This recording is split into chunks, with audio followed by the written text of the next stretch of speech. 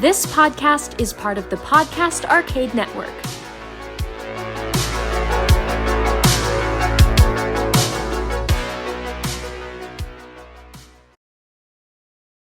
Welcome to episode 32 of Paranormal Dads.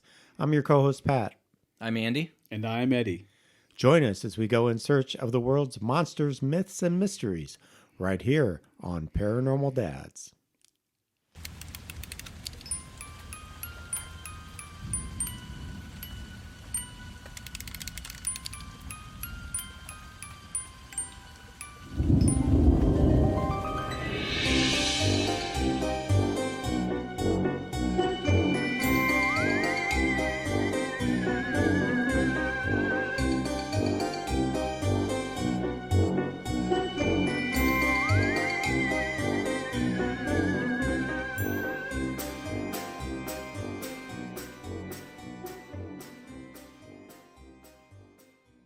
Episode 30 Deuce, boys. Welcome back. 32. What were you doing when you were 32, Pat? I think I was having kids Yeah. for the first time. Yeah. For the first time. I think so. Yeah. We had Gwen. know. Gwen was 2 when I was 32. Just about. Maybe not quite there yet, but yeah. Yeah. How about you, Andrew? I had one in the oven when I was 32. Yeah. One and only. And when I was 33, she was born. Yeah. So, yeah. So 32, Life. we can tell you what we were doing at 32. That's right. That's pretty impressive. Our podcast is really growing up, isn't she? Look at her go. Doesn't even talk to us anymore. Oh, man. I'm in that zone now as a dad. It's a whole, not to make this all sappy, but I'm in a whole different, and so is Pat. I mean, we're in a whole different ballpark now with our oldest kids. Yeah, it's weird because now they kind of have that freedom going. Yeah. My daughter can drive, and like on their days off from school, they'll go out and do stuff on their own, and it's kind of blows my mind. It's like, what? You left the house? What? Yeah. You did what? Yeah. You went where? You Yeah. shopped? What? Yeah, without me? What? Does she say goodbye? Because there's times that they'll just be gone, and I'm like, where's my kid? She's pretty good about that. Yeah. Yeah. See, but that's how we grew up. It's like, where's my kid? Because, I mean, at least me growing up with our parents, like, oh, Mom, going to the park, 8 hours later. And that's the come way home. we were pretty much. You Yeah. could just run around the Yeah, neighborhood. that's true. Totally. That's one thing I feel bad for my kids that they really didn't get that they could just run around the neighborhood Yeah. all day long and come back, when the street lights come on. Yeah. It just doesn't, I don't know if it's just me or it just seems like the society, you don't hear a lot about that No, anymore. the world's changed. I mean, even we live in a pretty good neighborhood, and you still hear stories about what goes on there's a lake nearby, and what goes down at the Yeah. jogging path and stuff like that. And it's like, okay, never go down there by yourself, kind of a thing. And Yeah. it's- I've read statistically things are actually safer now than ever, quote unquote. But I'm with you 100%. Like there's something in your brain where you're like, but I gotta know where my kid is. And Yeah. and when we're dealing with 17-year-olds and 18-year-olds, it's like it's a different thing. And well, as a dad, we gotta talk about paranormal. Like it's outside outside scary. of my normal experience. And Well, I tell you Yeah. what, living people are the scariest. If the most you have to deal with is a Bigfoot or chupacabra or a ghost, you'll be all right. yes, There you go. This You is know? true. It's the human people that make things complicated. people, calm down. I'd agree with Be that. like Bigfoot. Yeah. Be more like Bigfoot. But it's been a little stretch since we've been able to record, so we got some good stuff ready for you today. So excited. And we just want to say thank you to everybody who is who are so patient waiting for us. Yes. I know we've built up a pretty good following for ourselves, and I appreciate all our listeners and the comments that you put on our social media sites. And it's great to have to hear that people are excited about what it is we do just in our spare time. We're not making any money doing this, but it's just kind of a fun thing that we do, and we're glad that people enjoy it. Super fun. We pay each other with pizza and high fives. Pizza high fives, hugs, dad hugs. And, we got some fun stuff that we talk about. And hopefully in the near future, we can do some of these things. Everything from some fun excursions to investigations to whatever else. And so maybe even some live stuff. We'll see. We'll see how it goes. But as always, we start out with recent sightings, so we'll get right into it. And not to spoil anything, but put on your water wings. We've got an aquatic one, boys. Splish splash. I was taking it back. All above a Saturday night. Yeah! Rubbed up and he's splashing in the tub. Making everything is alright. Splash, splash. Put my feet on the floor, wrap my towel around me, and I open the door. And then a splish splash, I stuck him in the bath. Well, how was I to know there was a party going on? You know all the. Wow, that was impressive. You know all the lyrics. You might just want to leave that all in there. We might have to Not even for a blooper reel, just let it go. I'm sorry, I just couldn't help it. That was that song. All right, recent sightings. We have Nessie. Nessie is out to play, and 2019 is going to be a good year for the Loch Ness Monster at this rate. Man, I'm excited. Yeah. I love, and this is one of Pat's favorites. Nessie needs a good year too. Yeah, about time. She's earned it. Yeah. And all this information is coming from singular40n.com, little website. But the Loch Ness Monster has been in the news quite a bit lately. This particular article came from April 4th, and it says, latest video of Loch Ness Monster marks 4th official sighting this year and 2nd sighting by same witness in 30 days. Oh, wow.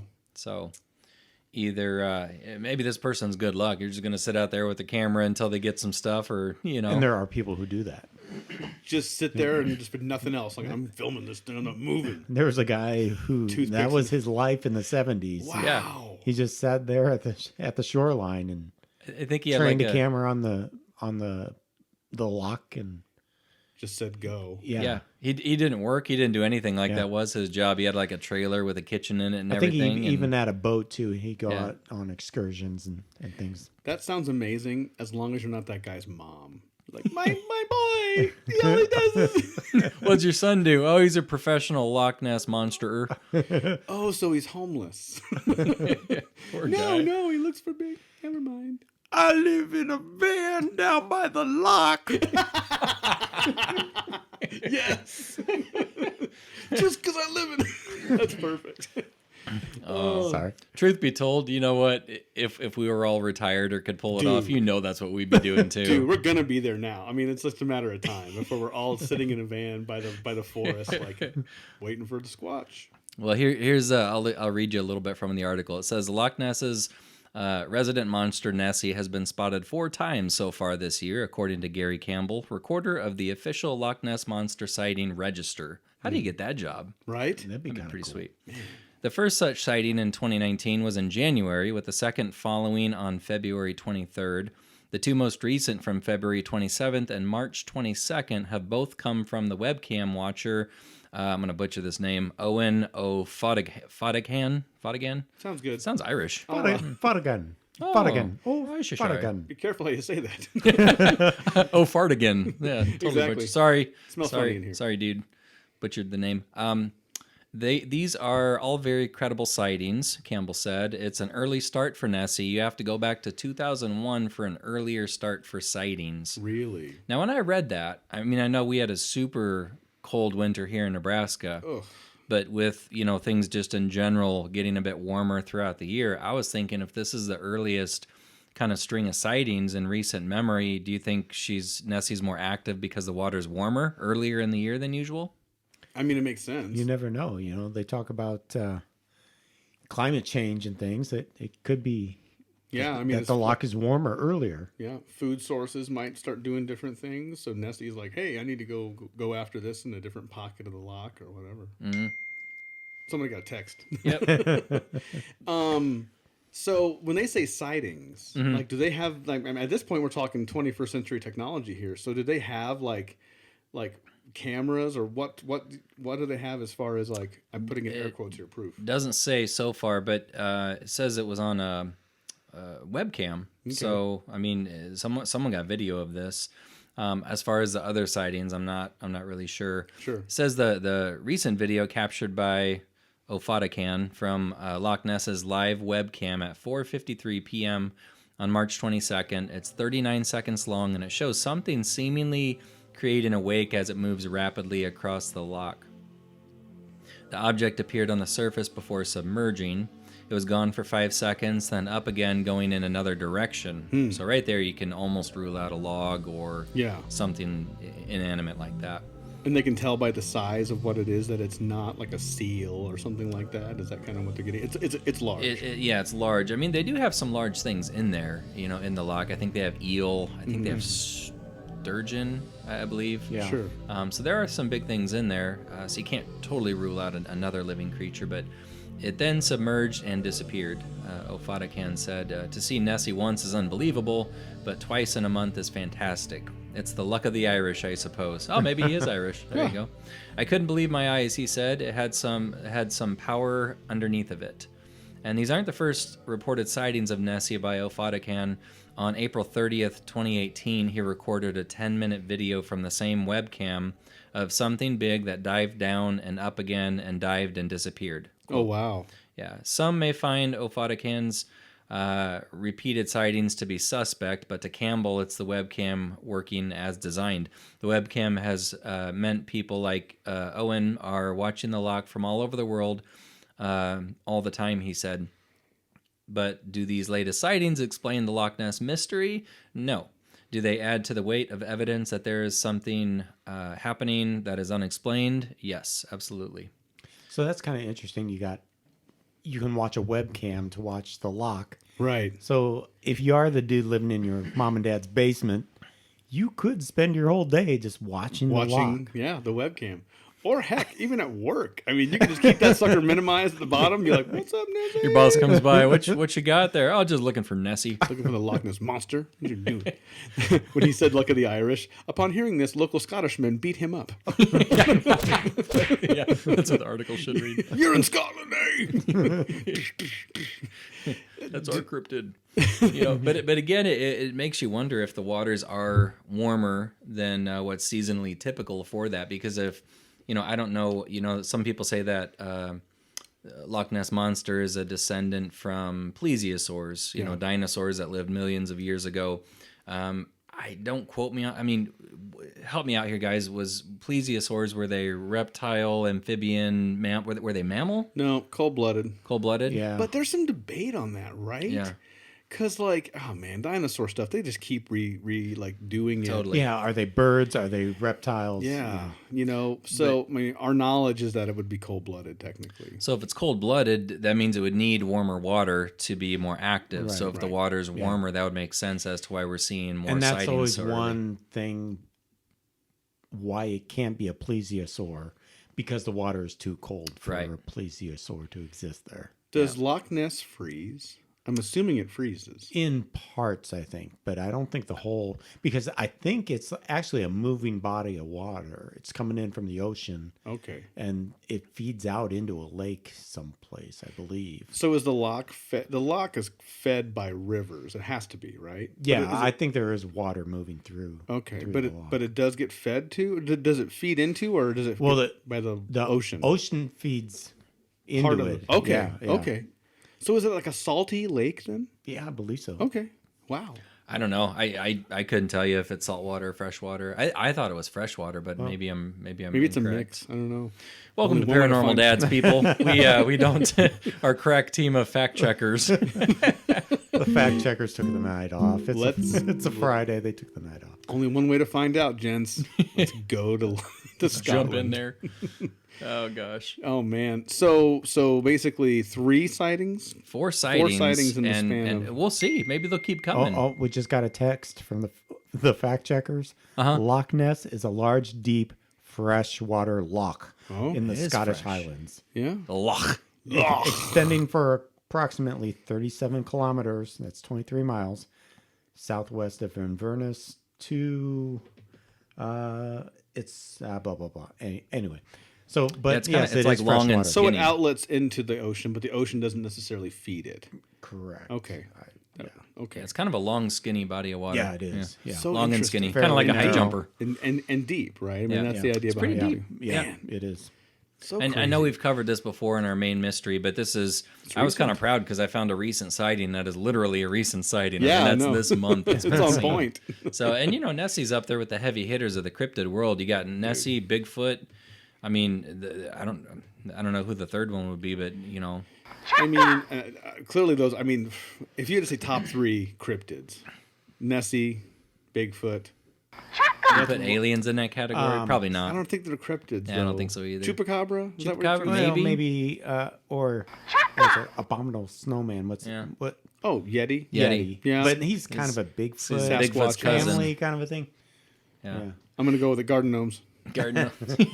You know what we should do? We should, because with the March Madness and the basketball tournament and everything that was Yeah. going on. Yeah, we and should have brackets. we should have brackets and have like people vote on their favorite or scariest. We'll do brackets of cryptids to see who's the winner. We could still do This it. week, Yeah. Mothman versus. Or who would be who in a fight. Lizard Maybe we Man. could do that. The Facebook polls are a fun way to do that. So Yeah. we could set up a bracket and then have them match up, and then at the end have a supreme paranormal. Unfortunately, we're a little late for the Well, brackets, but we could do April Madness. April Madness. April Madness. or May Madness.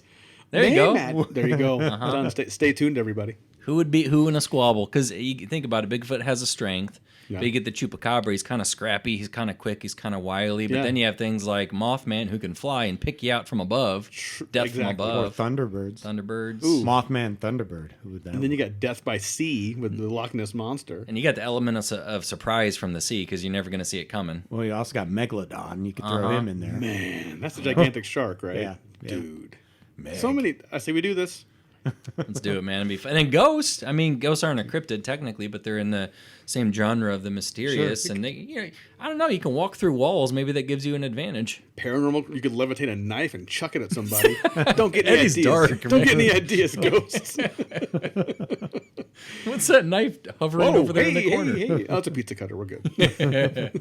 There you have it, ladies and gentlemen. Recent sightings. So if we hear any more reports of Nessie, maybe we'll piggyback that onto a future recent sightings. But moving on to our next segment, which is always pop culture and the paranormal. Who's on this one, guys? It's me. Eddie. Here we go. It's time for pop, culture, and the paranormal.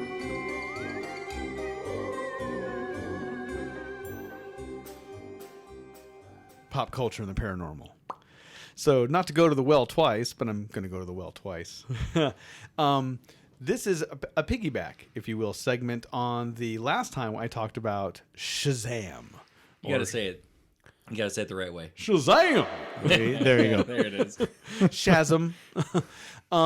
But this is a bit of an expansion on that because if any of you listeners are fans of, and I think some of you are, of some of the more fun kind of comic book movies and all that are out right now, it's kind of fun to get a little peek behind the curtain on some of these properties and kind of see some of the stories. You don't have to go through all the comics and all that, and if you know a nerdy friend, you can pick their brain. Trust me, they'll be more than happy to talk about it.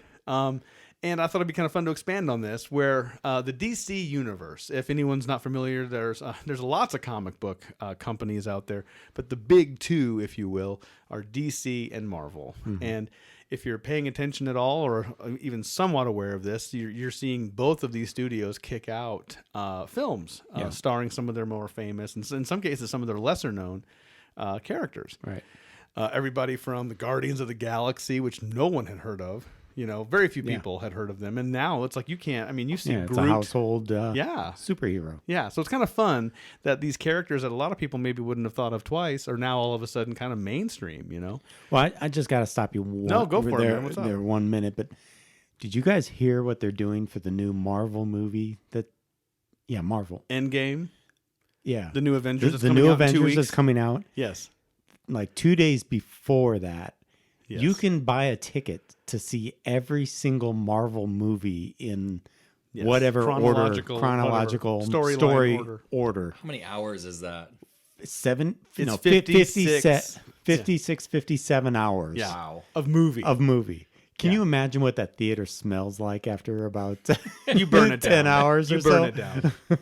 It's like, go to the bathroom. Oh. Man, just use your popcorn bucket, man. Dude, you're hosing that theater You got to be dedicated. And the way they're kind of spinning it is you'll actually get to see the new Marvel movie an hour earlier than everybody else if you go to this thing, because they time it just right. So you'll be the first to see it. Assuming you're still awake Yeah. and you're not cross-eyed Yeah, by that yeah. point in time. So there are it's called Avengers Endgame. That's the newest Avengers movie that's coming out. And I believe right as of now, tickets are mostly sold out. If you haven't gotten your advance tickets, you're out of luck. I have mine. I'm out of luck. I have a guy at work, and he's big on this. He jumps on them the minute they go on sale. He's like, already got you one, so I don't even need to, like, he gets me one every time. A couple times I haven't been able to go. He just takes another guy, but I'm like, I'll go to it. But it's a Thursday night, and this movie is 3 hours long. Well, they got a lot to explain after the last one. But, we were talking earlier about how it's kind of weird being a dad these days with their kids being older and they have a little more freedom. I had another one of those moments just tonight. I came home from work and my daughter's like, Dad, did you see the new Star Wars trailer? Yeah. And I'm like, what? Yeah. There's a Star Wars? What? She beat you. She beat me to it. It wasn't even on my radar. Yes. And she knew about it. And Yep. I pride myself on being a Star Wars guy. You right? are. And you are the Star Wars guy as far as I'm concerned. And I totally failed this time. But anyway, we digress. Yeah. I'm gonna lob you one here, Eddie. I'm just gonna set you up here. So paranormal, kind of explain why this topic kind of fits into the paranormal. Yeah. Of the superhero and the superpowers and the science behind it and all that kind of jazz. Yeah. So within these two big comic book franchises, one of them is DC Comics, and DC Comics is the home of Superman and Batman and all those Wonder Woman and the Flash, and those are the characters that are that part of that. Well, DC does kind of a unique thing where they take their heroes and they kind of divide them into two camps. There's basically the science-powered heroes, and then there's the magic-powered heroes. So Batman would be like science. Exactly. It's gadgets, it's right. Technology, that kind of thing. Exactly. Right. And even if the characters' powers are still kind of like supernatural, they still are based in science. So for example, Superman gets his strength from Earth's atmosphere and its yellow sun. So that's a science-based character, versus the most recent DC movie that is out right now in theaters, which we did talk about last time, but is Shazam. And the reason why I wanted to talk about him on this podcast was because a listener had came up to me and was like, what's with Shazam? Isn't that basically just Superman? Because he has all the same powers. He's strong, he can fly, and all this stuff. And I'm like, well, he's not, and he is. He's basically like a magic-powered Superman. Right. And so Superman can be defeated by magic. If there is a character who has magic abilities, it's almost as if Superman is a regular guy. He can't defend against magic, essentially. And so so you do card tricks with Superman. David Blaine shows up. Yeah. He's out of luck, man. He's like, Batman, where are you? It's like, got to take down Superman. Where's David Copperfield when you need him? Exactly. Right. Superman cannot stand up against Carrot Top. So weird, isn't it? Yeah. But Shazam, while having similar powers to Superman, is completely based in magic. And the whole premise being that he calls upon the name of Shazam, who he invokes the wisdom of Solomon and the strength of Hercules, the something of Adonis, something of Zeus, the looks of Adonis. Adonis, exactly, and then the magical abilities of Merlin. And so all of these are famous wizards, or they are not famous, infamous wizards, or like Greek gods, but it's all very much magic infused. And so the idea being that if you're going to school yourself up on some modern kind of paranormal-y stuff, a good place to do that would be kind of DC Comics, because they do reach into some of this paranormal stuff to tell their stories. Kind of a fun thing we had talked about in one of our previous episodes about a year ago, Pat. We had talked about the Gold Key comics, right? And how they had this great pulp. They had a lot of a couple different lines of UFO comics, and then they also had they were almost kind of like you say a pulp fiction kind of vibe to them, where they would be monsters or maybe cryptids or some kind of a scary creature. Yes, featured in the book. That's exactly where I was going. I know where you're going with this. I think I do. It's called Strange Tales. That's one that I saw. It wasn't by Gold Key. There was another one Gold Key did. It used to be a guy who made scary movies, and I can't. Was it Vincent Price? It was very much like a Vincent Price. Yeah. It'll come to me. Okay. But yeah, but that's kind of some of this too. Is like if you want to kind of get your like creepy pulp, like paranormally kind of infusion with pop culture, a good place to start would be DC Comics, because they infuse some of those really cool arcane what's the word I'm looking for? Not paradigms, but like archetypes into their storylines. So you have things like Black Adam, which is the opposite of Shazam, and he still draws on like a dark magic to do what he does, and it's just kind of a neat. Wasn't Aquaman DC? Yes. See, there you go. That's magic, straight up. Aquaman is science. Really? Yeah. Oh, well, they did have a lot of technology down there in Yeah, Atlantis. think like That's Thor, true. but underwater. That's It's basically true. like an advanced society that you don't understand. But Wonder Woman is magic. Right. Yeah. he was a marine biologist, Aquaman. Exactly. Yeah. It was a good movie. I saw that one, and it was not actually better than I thought it would be. Aquaman was so Yeah, good. it was I didn't really see good. it. It's funny. so good. It's really funny It's in fun. parts. So like to go down and not to like, for anybody who's curious, I really do invite people to check this out, because like with anything, you don't have to go all the way to the bottom of the barrel. You don't have to go down to Atlantis. Exactly. Aha. But like within DC, you have like people know Green Lantern. You think, well, that's magic. No, that's science. He has a science-based power. And then you have Hawkman, who is magic. And so it's kind of neat when you start looking at the different characters and figuring out where their powers kind of come from. So it's kind of neat. So just there's that. But if you haven't seen it yet, please go see the Shazam. Pat and I are kind of two minds on the Shazam. Did you see it, Pat? I haven't seen it yet, and I'm not sure that I will in theaters. To me, just from what I've seen of it, it just looks too comedic. It's a little cheesy. It looks cheesy. His outfit, you can tell they're fake muscles, right? Yeah.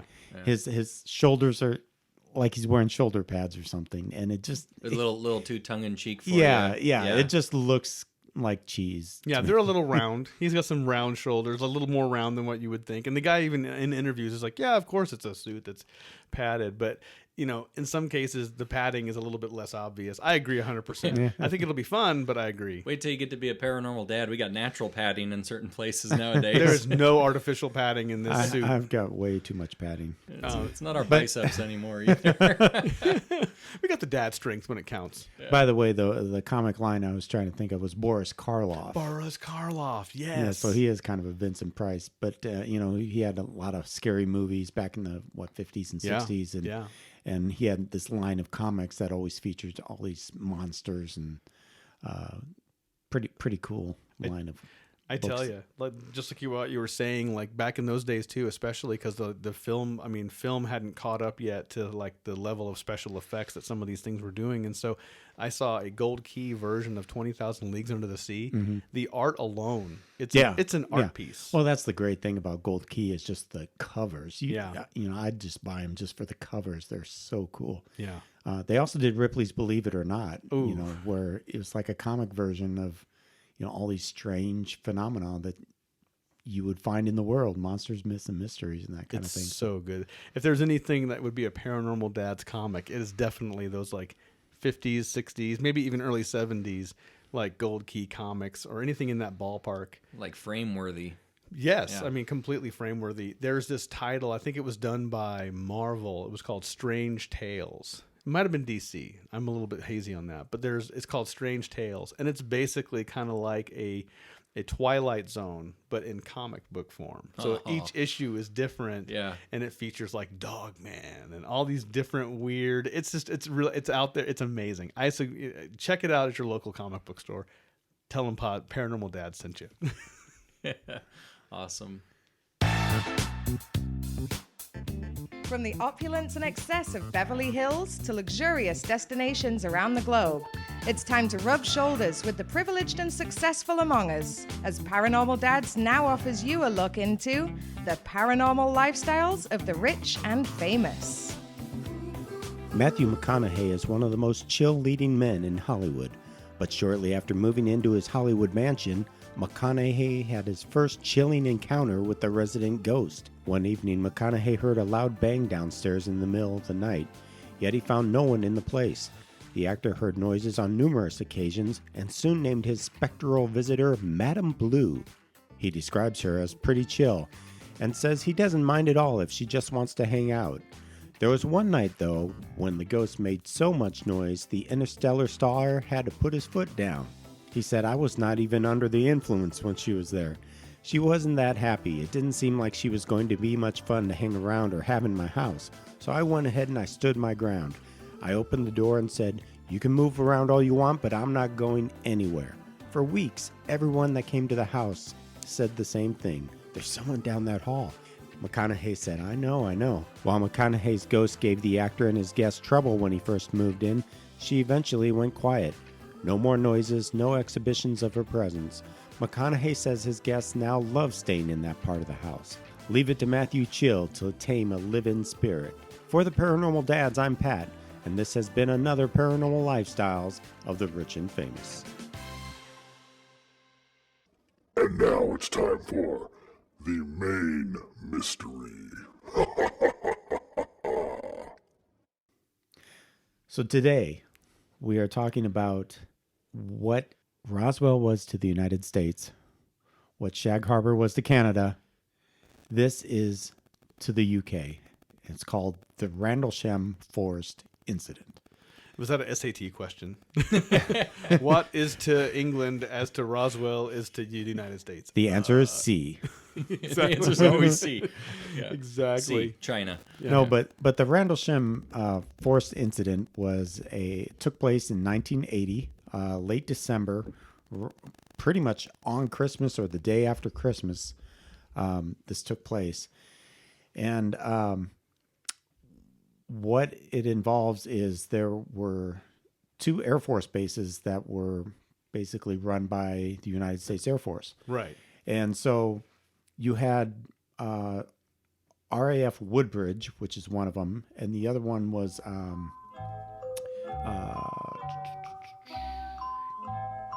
Holly.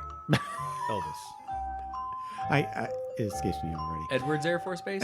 No, it wasn't Edwards. That was in California. we're not helping. wasn't it? No, we're not. No. I'm just throwing... Anyway, so you have these 2 Air Force bases, Right. and a security detail was sent out into the woods because they noticed a number of lights shining Yeah. through the woods, multicolored lights, and they thought it was a plane crash. And so they went out to investigate it. And an interesting thing about it is they couldn't take firearms with them to go investigate this. What? They Why had to not? leave their guns behind.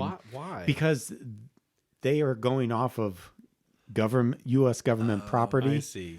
And so they were kind of required to either call in the British Armed Forces or the local constables. Oh, man. Did they bring a baton and a spot of tea? So, We're going to have to fist fight some aliens, mate. so anyway, Go. Oi, oi, oi.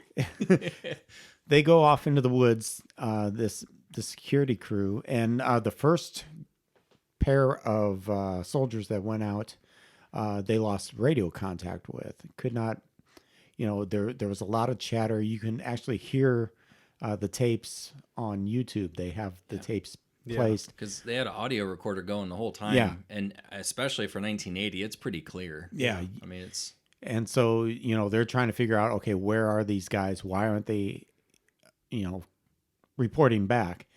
And so as the story goes, two soldiers went out into the woods, and they came across what they thought was an aircraft crash. But then when they got close enough, they saw what is described as a triangle-shaped UFO, for lack of a better word, sitting on the ground in the middle of the forest. If you look up above the tree canopy, that's been all kind of broken down and cleared away. So it came down from the sky through the trees, broke the trees, and now it's sitting on the ground. They said it was black. It was about 9 feet wide. Yeah, it wasn't that big. No. I mean, it was a little bit smaller than a private airplane. Yeah. They were, one of the soldiers claims he actually was close enough to where he could touch it. and there was like almost like an engravement in it of kind of a cryptic looking Like runes. Looked right? like runes. almost like hieroglyphics. Hieroglyph- Yeah. text written on it. He said you could sense that there was actually like motion going on inside the craft. Because that like little portholes or windows, and they could see inside of it Yeah, almost. Or- it's almost like it was almost translucent, and you Wow. could see things moving about inside the craft. And they sat there and watched it for some time. Come to find out, these guys, they lost some time during this. I want to say it was like 40 minutes or something like that. because they thought they were there for only a couple of minutes, and then they go back and, where have you been this Yeah. time? Huh? So they lost time. The radios didn't work. And then at some point, this thing shot off into the sky and disappeared. One of the soldiers that was there said he had almost like a conversation with whoever was on the inside, and almost like a telepathic thing. And he said, he asked the thing, "Who are they?" And it replied to him, "We are you." Almost indicating like it was Gives me like goosebumps. from the future, Time travel. like humans from the future coming back, and he got the impression that they were there for some kind of biological purpose. So I don't know if they were collecting samples or something they needed for the species or what, but I've always wondered, man. I've always wondered if it was us coming back from the future. I tell you. that's like a high school field trip. And- like going to the zoo, let's check out some stuff, or let's go down to a heritage site and see how things used to be in yesteryear. That maybe they're coming back just to see what things used to be like on their own planet. Messing with the timeline. Yeah. Doing it. See, that's a weird thing. Why would they mess with the timeline, though? Why would they just be observers? Now they're burning a hole through a forest Right. and having Yeah. direct contact with soldiers. You'd think that would be out of bounds. yeah, it almost got the impression that they were here for a reason, like they needed something Right. There was to survive. emergency reasons for them doing Yeah. it. Wasn't there, am I confusing two stories? Didn't one of the guys who touched it, didn't he end up having some sort of like repeating dream sequence where he would see these things and he would write them down, like these runes? He would see them and he would replicate them on paper? I think there is an account of one guy who tried to touch it or wanted to, he almost touched it. I don't remember, but one of those officers, I think years later, through hypnosis, through hypnotherapy, was regressed, and he dug up more information on what he saw, and then he could, I think it was maybe in the hypnosis session, he wrote down the symbols, exactly what he saw. Okay. And I think that was an important step, assuming he was correct in the symbols that he remembered in his subconscious. It was an important step because some of the skeptics will say that the hieroglyphic writing was just Russian, and it was a Russian craft. But what he was drawing was not Russian letters. It was like triangles, it was circles within circles. It was just this classic, it was quite literally foreign. It was no language on earth. Yeah. So another interesting thing that guy brought away with this little communication thing is he had the feeling that these guys were going to be back soon, like imminently. Sure enough, 2 nights later, the lights were back. They were actually having their base Christmas party, and at this point, the deputy commander, Lieutenant Colonel, his name was Charles Halt, led a group of hand-picked men to go out and investigate it. And he brought a tape recorder with him and recorded all of his comments and what was going on. And you can also hear that on YouTube, and that's very interesting to listen to as well. And it sounds pretty much like a lieutenant colonel talking to his lower ranked officers. Right. So it was yes sir, no sir, and it just sounded like the boss talking to the underlings. Okay, you do this, you do this. but it was very kind of interesting to listen to these guys. You could tell, you can hear it in their voices how kind of taken back they are by these lights that they're seeing. Yeah, they're rattled. They're nervous and rattled, and they're professional, and you can tell that they're there for business and they're trying to be business like, and Right. but you could just hear the shakiness in their voice, and I know that audio. I could still hear it in my head. One of the guys goes, "I don't know, man. This is weird. It's just really weird." Yeah. And to hear, they're trained observers. They're professionals at recording the facts, just the facts, documenting the facts, and they saw something. And that's the colonel saying stuff like that. Exactly. Well, and they were close enough. They were close enough to touch it. Like we said, one of the guys may have actually touched it. You know, you can rule out misidentification. This was not just a light off in the sky that could have been a helicopter. They saw a triangle craft that we don't know where it came from. We don't make those. So what was it, right? So the big debunk thing is that they were seeing a lighthouse, which is further out onto the coast. God, they try so hard. Well, Reaching, man. That's okay. But they, I mean, you listen to these interviews because several of these guys have come out multiple times and done interviews, and they say, "I know what a lighthouse looks like. Yeah. This wasn't a lighthouse." Yeah. And so there is a lot of talk about government cover up. A lot of the logs are missing and tapes are missing from that night. Weird. Just disappeared a few days after the event. Yeah, of course.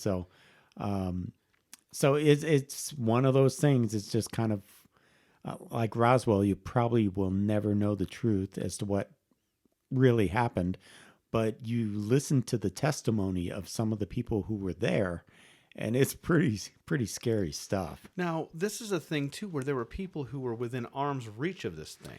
That, from what I understand, that was like the first night Yeah. where you had a couple of the security agents went out into the woods and they found that. Yeah.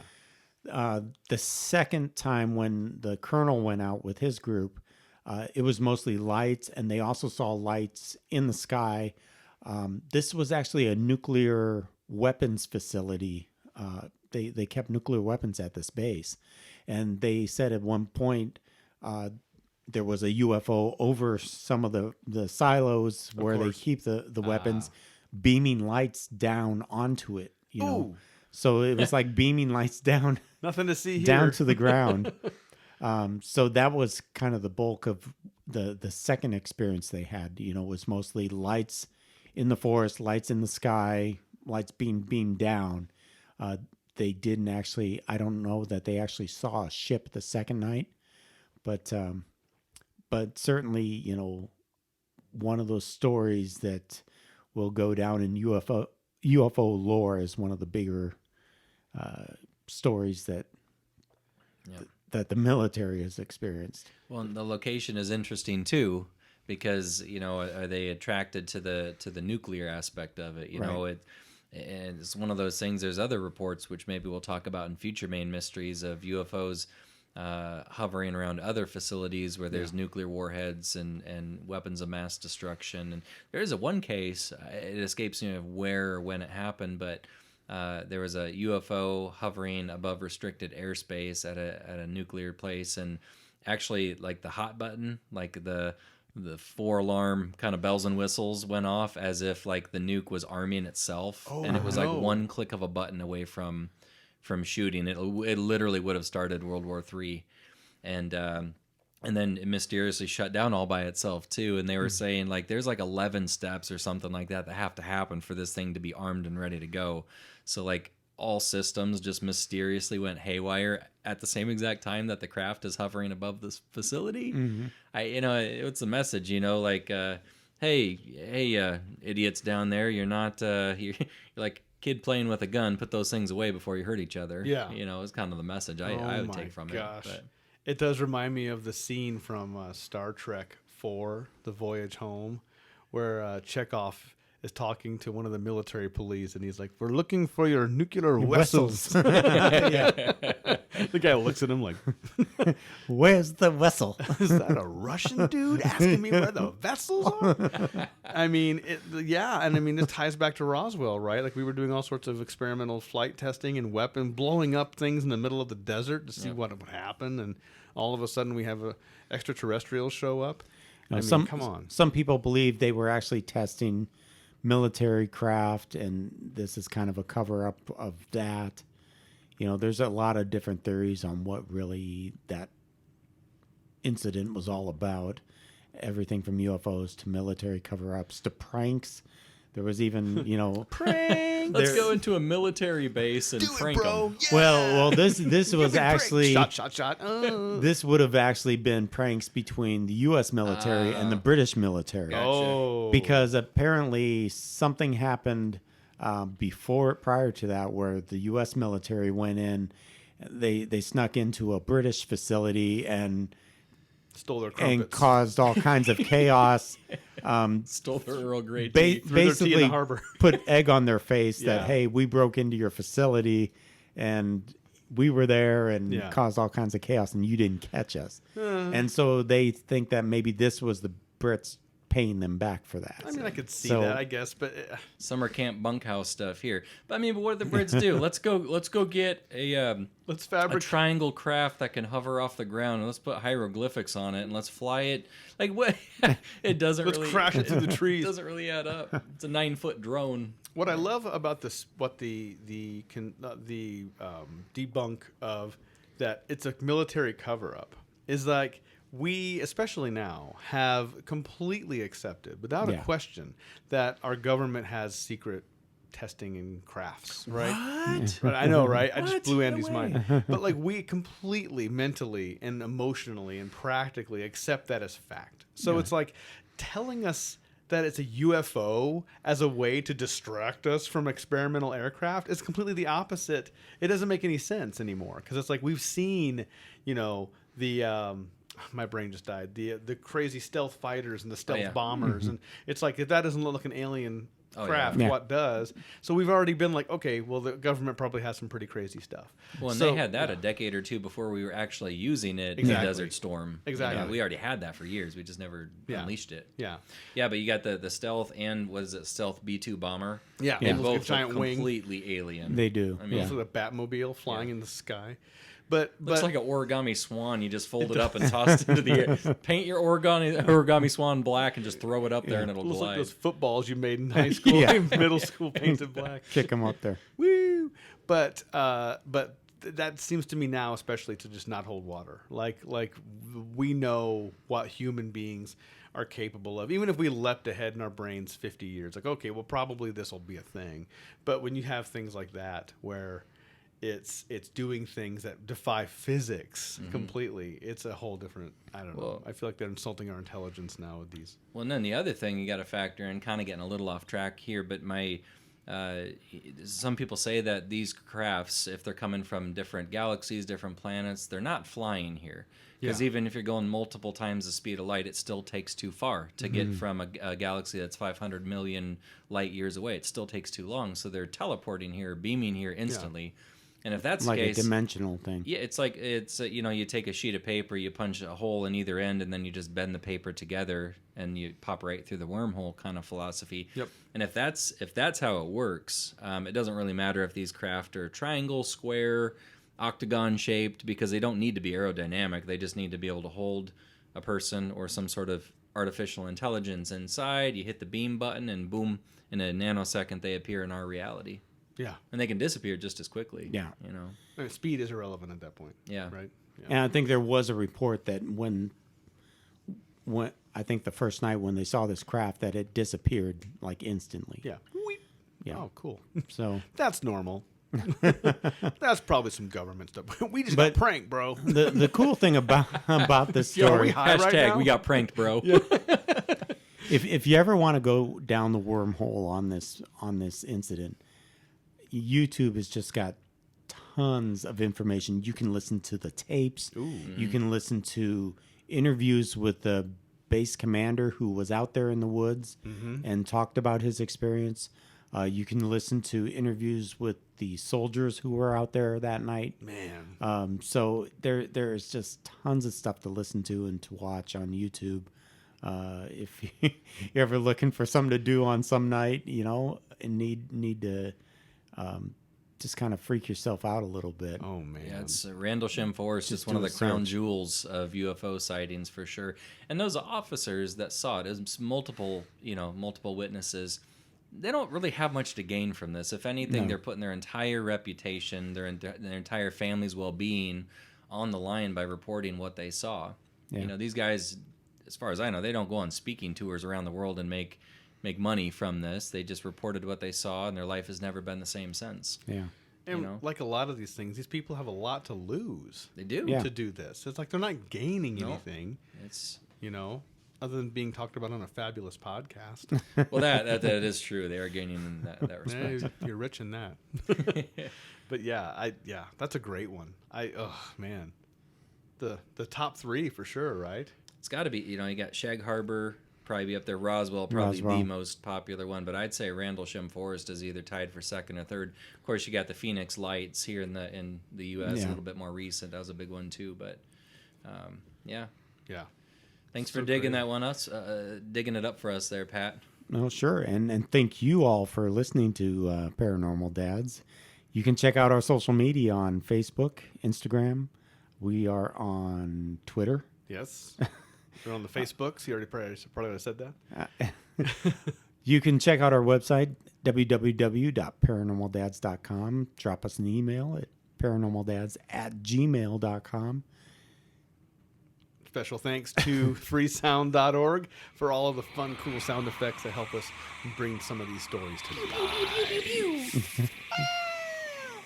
All right, boys, that's a wrap. All right, take care. Thank you.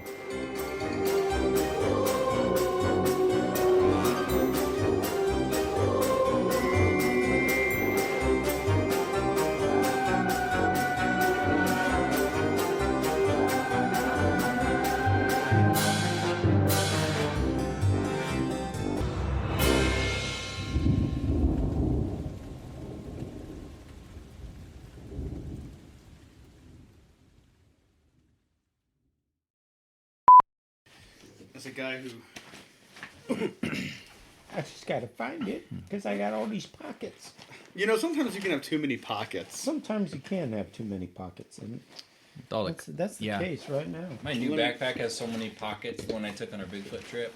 Yeah. I could never find what I was looking for because there's too many compartments. Dude, you go through like 4 pockets. Then you get home and you find it in all the pockets. Totally. How many pockets do you get in before pocket frustration settles in? Where you're like, I'd say about 6. well, let's see where Pat's at. Because I'm pocket frustrated right now. What was I saying? Holy Oh yeah, Justin. Oh. I'm at work and I turn around and I'm like, what? Like he has on these cargo pants. We'll sneak it in there. But I turn around at my desk Justin, at work. what does he have? Justin Tallman. I turn around. He has a pair of pants on that I think are pants, and without exaggeration, he has a pocket. Like he has cargo pants. So there's the outside pocket with a pocket on top of that pocket, with a pocket on top of that pocket, with another pocket. It was like pocket, pocket, pocket, pocket. And I go, Justin, I don't even know if your pants have pockets or if your pockets have pants. I don't know what's happening. Where does your pocket stop and you begin? It looked like he had backpacks sewn to his legs. That's 2 backpacks. Did you just start cracking up? He died, and I started. I mean, you could have put a history textbook in his pockets. Yeah. So I don't know, too many pockets.